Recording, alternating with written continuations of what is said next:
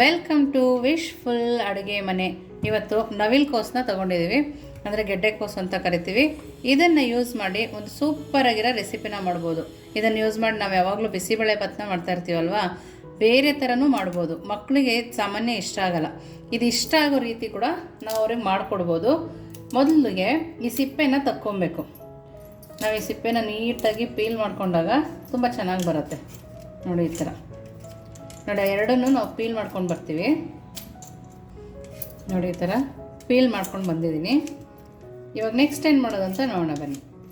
ನೋಡಿ ಇವಾಗ ಮತ್ತೊಂದು ಸರಿ ತೊಳ್ಕೊಂಡು ಬಂದಿದ್ದೀನಿ. ಇವಾಗ ಇದನ್ನು ದಪ್ಪಾಗಿ ಕಟ್ ಮಾಡ್ಕೊಳ್ಳೋಣ. ನಮಗೆ ಸಣ್ಣದಾಗಿ ಕಟ್ ಆಗಬೇಕು ಅಂತ ಏನಿಲ್ಲ, ಈ ಥರ ದಪ್ಪನಾಗಿ ನಾವು ಇದನ್ನು ಕಟ್ ಮಾಡ್ಕೋಬೇಕು. ಎಳೆಯದಿದೆ, ತುಂಬಾ ಚೆನ್ನಾಗಿದೆ. ಇದನ್ನು ಹಾಗೆ ಹಸಿದಾಗ ಕೂಡ ತಿನ್ಬೋದು, ಶುಗರ್ ಕಮ್ಮಿ ಆಗುತ್ತೆ, ಬಿ ಪಿ ಕೂಡ ಒಳ್ಳೆಯದು. ಈ ಥರ ಕಟ್ ಮಾಡಿದ್ದೀವಲ್ಲ, ಈಗ ನಾವು ಕುಕ್ಕರ್ಗೆ ಸೇರಿಸ್ಕೋಬೇಕು.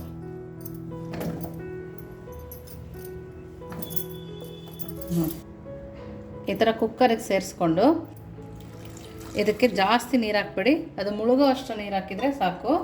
ನೋಡಿ ಇದನ್ನು ಇವಾಗ 4 ವಿಸಿಲ್ ಆಗೋಷ್ಟು ಕೂಗಿಸ್ಕೊಂಡು ಬರಬೇಕು. ನೋಡಿ ಇವಾಗ ನಾನು 4 ವಿಸಿಲ್ ಕೂಗಿಸ್ಕೊಂಡು ಬರ್ತೀನಿ. ನೆಕ್ಸ್ಟ್ ಏನು ಮಾಡೋದು ಅಂತ ನೋಡೋಣ ಬನ್ನಿ. ನೋಡಿ ನಾನು ಮೊದಲಿಗೆ ಮಿಕ್ಸಿ ಜಾರನ್ನು ತೊಗೊಂಡಿದ್ದೀನಿ. ಈ ಮಿಕ್ಸಿ ಜಾರಿಗೆ ಸ್ವಲ್ಪ ಒಂದು 2 ಸ್ಪೂನ್ ಆಗೋಷ್ಟು ಕಡಲೆ ಹಾಕ್ಕೊಂಡು, ನೋಡಿ 2 ಸ್ಪೂನ್ ಆಗೋಷ್ಟು ಕಡಲೆನ ಹಾಕ್ಕೊಂಡಿದ್ದೀನಿ. ಇಷ್ಟನ್ನು ಹಾಕ್ಕೊಂಡು ತರಿಯಾಗಿ ನಾವು ರುಬ್ಕೊಂಬರೋಣ. ನೋಡಿ ಈ ಥರ ತರಿ ಅಂದರೆ ಜಾಸ್ತಿ ಈ ಕಡಲೆ ಎಲ್ಲ ಆ ಥರನೂ ಉಳ್ಕೊಬಾರ್ದು. ನೋಡಿ ಈ ಥರ ಸ್ವಲ್ಪ ಸಾಫ್ಟ್ ಇರಬೇಕು. ನೋಡಿ ಈ ಥರ ಇದ್ದರೆ ಸಾಕಾಗತ್ತೆ. ನಾವೀಗ ಇದನ್ನು ಸೇರಿಸ್ಕೊಳ್ಳೋಣ. ನೋಡಿ ನಾವು ಎಷ್ಟೊಂದು ಸೇರಿಸ್ಕೊಂಡಿದ್ದೀವಲ್ಲ, ಈಗ ನೆಕ್ಸ್ಟ್ ನಾವು 1 ಬೌಲ್ ಆಗೋಷ್ಟು ಗೋಧಿ ಹಿಟ್ಟನ್ನು ಕೂಡ ಸೇರಿಸ್ಕೊಬೇಕು.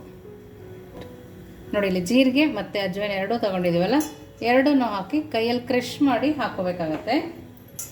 ನೋಡಿ ಈ ಥರ ಕೈಯಲ್ಲಿ ಕ್ರಷ್ ಮಾಡಿ ಹಾಕ್ಕೊಳ್ತಾ ಇದ್ದೀನಿ.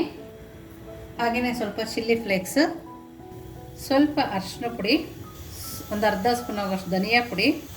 ನೋಡಿ ಖಾರಕ್ಕೆ ಸ್ವಲ್ಪ ಖಾರದ ಪುಡಿನ ಸೇರಿಸ್ಕೊಳ್ತಾ ಇದ್ದೀನಿ. ಹಾಗೆಯೇ ರುಚಿಗೆ ಅನುಗುಣವಾಗಿ ಸ್ವಲ್ಪ ಉಪ್ಪನ್ನು ಕೂಡ ಸೇರಿಸ್ಕೋಬೇಕು. ನೋಡಿ ಇವಾಗ ಕೊತ್ತಂಬರಿ ಸೊಪ್ಪು ಕೂಡ ಸೇರಿಸ್ಕೊಳ್ತಾ ಇದ್ದೀನಿ. ನಂತರ ಇದಕ್ಕೆ ಬಿಳಿ ಎಳ್ಳನ್ನು ತೊಗೊಂಡಿದ್ದೀನಿ. ನಿಮ್ಗೆ ಯಾವ ಎಳ್ಳಾಗುತ್ತೋ ಆ ಎಳ್ಳನ್ನು ತೊಗೊಬೋದು.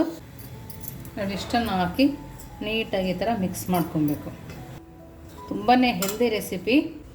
ಈ ಥರ ಮಿಕ್ಸ್ ಮಾಡ್ಕೊಂಡು ನಂತರ ಏನು ಮಾಡೋದು ಅಂತ ನೋಡೋಣ ಬನ್ನಿ. ನೋಡಿ ಇದನ್ನು ಪಕ್ಕಕ್ಕಿಟ್ಟು ಕುಕ್ಕರ್ ವಿಸಲ್ ಆಗಿದೆಯಲ್ಲ, ಅದನ್ನು ನೋಡೋಣ ಬನ್ನಿ. ನೋಡಿ ಕುಕ್ಕರ್ ವಿಸಿಲ್ ತಣ್ಣಗಾಗಿದೆ. ಇವಾಗ ನೋಡಿ ಓಪನ್ ಮಾಡಿ ಇಟ್ಟಿದ್ದೀನಿ ನಾನು. ನೋಡಿ ಇಷ್ಟಾಗಿದೆ ಅಲ್ಲ, ಇದು ಇನ್ನೂ ಸ್ವಲ್ಪ ಸಾಫ್ಟ್ ಆಗಬೇಕು. ಹಾಗಾಗಿ ನಾನು ಒಂದು ಮಿಕ್ಸಿ ಜಾರಿಗೆ ಹಾಕ್ಕೊಳ್ತಾ ಇದ್ದೀನಿ. ನವಿಲುಕೋಸನ್ನೇ ಹಾಕ್ಕೊಳ್ತಾ ಇದ್ದೀನಿ. ನಾವು ಇದನ್ನು ಸಣ್ಣದಾಗಿ ಪೇಸ್ಟ್ ಮಾಡ್ಕೊಂಡು ಬರಬೇಕು. ಸ್ವಲ್ಪನೂ ತರಿ ಉಳ್ಕೊಬಾರ್ದು, ಆ ಥರ ನಾವು ಇದನ್ನು ಪೇಸ್ಟ್ ಮಾಡ್ಕೊಂಡು ಬರಬೇಕು. ನೋಡಿ ಈ ನೀರನ್ನು ಹಾಗೇ ಇಟ್ಕೊಳ್ಳೋಣ.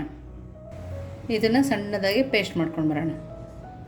ನೋಡಿ ಇಷ್ಟು ಸಣ್ಣದಾಗಿ ನಾವು ಗ್ರೈಂಡ್ ಮಾಡ್ಕೊಂಡು ಬಂದಿದ್ದೀವಲ್ವಾ, ಇದನ್ನೀಗ ನೋಡಿ ನಾವು ಮೊದಲೇ ಗೋಧಿ ಹಿಟ್ಟೆಲ್ಲ ರೆಡಿ ಮಾಡ್ಕೊಂಡಿದ್ವಲ್ಲ, ಅದರೊಳಗಡೆ ಹಾಕಿ ಮಿಕ್ಸ್ ಮಾಡ್ಕೊಬೇಕು. ನೋಡ್ತಿದ್ರಲ್ಲ ಎಷ್ಟು ಸಣ್ಣದಾಗಿ ಆಗಿದೆ ಅಂತೇಳಿ. ಈ ಥರನೇ ಸಣ್ಣದಾಗಿ ಮಾಡ್ಕೊಬೇಕು, ಇಲ್ಲಾಂದರೆ ಗಂಟು ಸಿಗತ್ತೆ ನಮಗೆ. ನೋಡಿ ಈ ಥರ ಮಾಡಿ ಮಿಕ್ಸ್ ಮಾಡ್ಕೊಬೇಕು. ನಾವು ಇದಕ್ಕೆ ನೀರು ಹಾಕೋ ಅವಶ್ಯಕತೆ ಬರಲ್ಲ, ಬೇಕಂದರೆ ಅವಾಗ ಸ್ವಲ್ಪ ಹಾಕ್ಕೊಬೋದು. ಮಿಕ್ಸಿ ಜಾರಿಗೆ ಹಾಕಿ ಕೂಡ ಹಾಕ್ಕೋಬೋದು. ನೋಡಿ ಈ ಥರ ಕಲಿಸ್ಕೊಬೇಕು. ನೋಡಿ ಈ ಥರ ಕೈಯಲ್ಲಿ ಪ್ರೆಸ್ ಮಾಡಿ ಕಲಿಸ್ಕೊಬೇಕು. ನಿಮಗೆ ಲಂಚ್ ಸಿಗಬೇಕಾದ್ರೂ ಆಗುತ್ತೆ, ಪ್ರವಾಸಕ್ಕೆ ಹೋಗ್ಬೇಕಾದ್ರೂ ಆಗುತ್ತೆ, ಯಾವಾಗ ಬೇಕಾದರೂ ದಿಢೀರಂತ ಮಾಡ್ಕೊಬೋದು. ಒಂದೇ ಥರ ಚಪಾತಿಗಳು ತಿಂದು ಬೋರ್ ಆದಾಗ ಈ ಥರ ಮಾಡ್ಕೊಡ್ಬೋದು. ಸಾಮಾನ್ಯವಾಗಿ ಮಕ್ಕಳುಗಳು ನವಿಲುಕೋಸು ತಿನ್ನಲ್ಲ, ಅಂಥ ಮಕ್ಕಳುಗಳಿಗೆ ಇದು ತುಂಬಾ ಚೆನ್ನಾಗಿದೆ. ನಿಮಗೆ ಅಕಸ್ಮಾತ್ ನೀರು ಬೇಕು ಅನ್ಸಿದ್ರೆ ಬೇಯಿಸಿರೋದು ನೀರಿರುತ್ತಲ್ಲ, ಅದನ್ನು ಕೂಡ ಸೇರಿಸ್ಕೋಬೋದು. ಬಟ್ ನಾವು ಮಿಕ್ಸಿಲಿ ರುಬ್ಬಿರ್ತೀವಲ್ಲ, ಅದೇ ಸಾಕಾಗತ್ತೆ.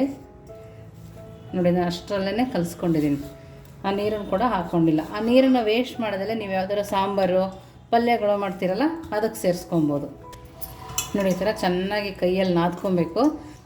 ಇದೇನೆಂದರೆ ಇವಾಗ ನಾವು ಬಿಸಿನೀರ್ದು ಹಾಕಿ ಕಲಸಿದ್ದೀವಲ್ವ, ನಾವು ಬೇಯಿಸ್ಕೊಂಡಿರೋದ್ರಲ್ಲೇ ಕಲಸಿರೋದ್ರಿಂದ ಇದನ್ನು ನಾವು ನೆನೆಯಕ್ಕೆ ಬಿಡಬೇಕು ಅನ್ನೋದು ಬೇಕಾಗಿಲ್ಲ. ಹಾಗೆಯೇ ದಿಢೀರಾಗಿ ಮಾಡ್ಕೊಬೋದು. ಲಂಚ್ ಬಾಕ್ಸಿಗೆ ಹೇಳಿ ಮಾಡಿಸಿದ ರೆಸಿಪಿ. ನೋಡಿ ಇವಾಗ ಇದ್ರ ಮೇಲೆ ಒಂದು ಸ್ಪೂನ್ ಎಣ್ಣೆನ ಸೇರಿಸ್ಕೊಳ್ತಾ ಇದ್ದೀನಿ. ನೋಡಿ ಇವಾಗ ಎಣ್ಣೆ ಸೇರಿಸಿ ಚೆನ್ನಾಗಿ ಒಂದ್ಸರಿ ಮೆತ್ಕೊಂಡ್ರೆ ಆಯಿತು. ನೋಡಿ ಇಷ್ಟಾಗಿದೆ ಅಲ್ಲ. ಇವಾಗ ನೆಕ್ಸ್ಟ್ ಏನು ಮಾಡೋದು ಅಂತ ನೋಡೋಣ ಬನ್ನಿ. ನೋಡಿ ಇವಾಗ ಇದರಲ್ಲಿ ಸಣ್ಣ ಸಣ್ಣದಾಗಿ ಉಂಡೆಗಳನ್ನಾಗಿ ಮಾಡ್ಕೊಳ್ಳೋಣ.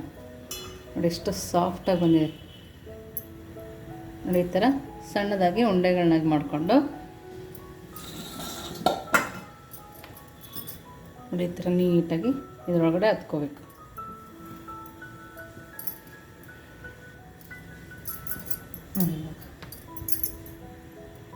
ತುಂಬ ತಿನ್ನಾಗೂ ಲಟ್ಟಿಸ್ಕೊಬೋದು.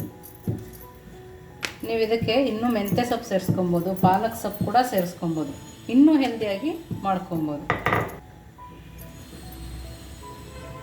ನೋಡಿ ತವಾ ಕೂಡ ಬಿಸಿ ಆಗ್ತಾಯಿದೆ. ನಾನು ಇನ್ನೊಂದು ಲಟ್ಸೋದು ಕೂಡ ತೋರಿಸ್ತೀನಿ. ನೋಡಿ ಇವಾಗ ಫೋಲ್ಡ್ ಮಾಡಿ ಕೂಡ ನಾವು ಇದನ್ನು ಲಟ್ಟಿಸ್ಕೋಬೋದು.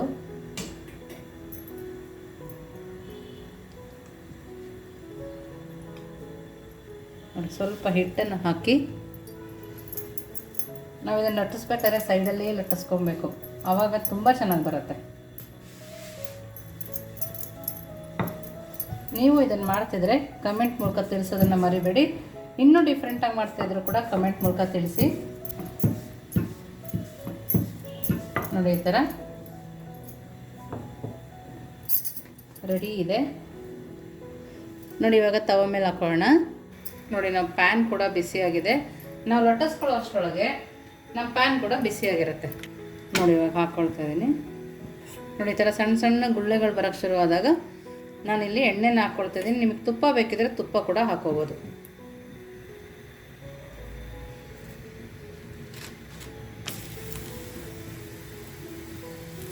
ನೋಡಿ ಎಷ್ಟು ಚೆನ್ನಾಗಿ ಬಂದಿದೆ. ಕಲರ್ ಕೂಡ ನೋಡಿ ಎಷ್ಟು ಸೂಪರಾಗಿದೆ. ನೋಡಿ ಎರಡೂ ಸೈಡು ನೀಟಾಗಿ ಬೇಯಿಸ್ಕೊಬೇಕು. ಇದಕ್ಕೆ ಯಾವುದೇ ಪಲ್ಯ ಬೇಕಾಗಲ್ಲ. ಮಕ್ಳಿಗೆ ಸಾಸ್ ಜೊತೆ ಕೊಡ್ಬೋದು, ನೀವು ಮೊಸರು ಚಟ್ನಿ ಪುಡಿ ಜೊತೆಗೆ ತಿನ್ಬೋದು. ಹಾಗೆ ಕೂಡ ರೋಲ್ ಮಾಡ್ಕೊಂಡು ತಿಂದರೆ ತುಂಬಾ ಚೆನ್ನಾಗಿರುತ್ತೆ. ನೋಡಿ ಇಷ್ಟು ಬೇಯಿಸ್ಕೊಂಡ್ರೆ ಸಾಕು. ನಾವು ಇನ್ನೊಂದು ಮಾಡ್ಕೊಬಂದ್ವಲ್ಲ ಅದನ್ನು ಕೂಡ ಅದೇ ಥರ ಬೇಯಿಸ್ಕೊಳ್ಳೋಣ. ನಾವು ಎಣ್ಣೆ ಹಾಕೋದ್ರಿಂದ ಕಲರ್ ಕೂಡ ನೀಟಾಗಿ ಕಾಣುತ್ತೆ, ತುಂಬ ಚೆನ್ನಾಗಿ ಬೇಯುತ್ತೆ. ನಮ್ಗೆ ಎಣ್ಣೆ ಬೇಡ ಅಂದರೆ ತುಪ್ಪ ಹಾಕ್ಬೋದು, ಬೆಣ್ಣೆ ಹಾಕ್ಕೊಬೋದು. ಡಯಟ್ ಮಾಡ್ತೀವಿ ಅಂದರೆ ಹಾಗೆ ಕೂಡ ತಿನ್ಬೋದು. ನೋಡಿ ಎರಡೂ ಸೈಡ್ ಬೆಂದಿದೆ. ಇದನ್ನು ತಕ್ಕೊಂಡು ಯಾವ ಥರ ಸರ್ವ್ ಮಾಡೋದು ನೋಡಿ ಬನ್ನಿ. ನೋಡಿ ಪರಾಟ, ನವಿಲು ಕೋಸು ಪರಾಟ ಸೂಪರಾಗಿರುತ್ತೆ. ಇದನ್ನು ನೀವು ಹಾಗೆ ತಿನ್ಬೋದು, ಉತ್ತರ ಕರ್ನಾಟಕ ಚಟ್ನಿ ಪುಡಿ ಹಾಕ್ಕೊಂಡು ತಿನ್ಬೋದು. ನೋಡಿ ಈ ಥರ ಹಾಕಿ ಮೇಲೆ ತುಪ್ಪ ಹಾಕೊಂಡು ತಿಂತಿದ್ರೆ ಸೂಪರಾಗಿರುತ್ತೆ. ನೀವು ಒಂದ್ಸರಿ ಟ್ರೈ ಮಾಡಿ. ನಾವು ಇದನ್ನು ಟೇಸ್ಟ್ ಮಾಡಿ ಹೇಳ್ತೀನಿ.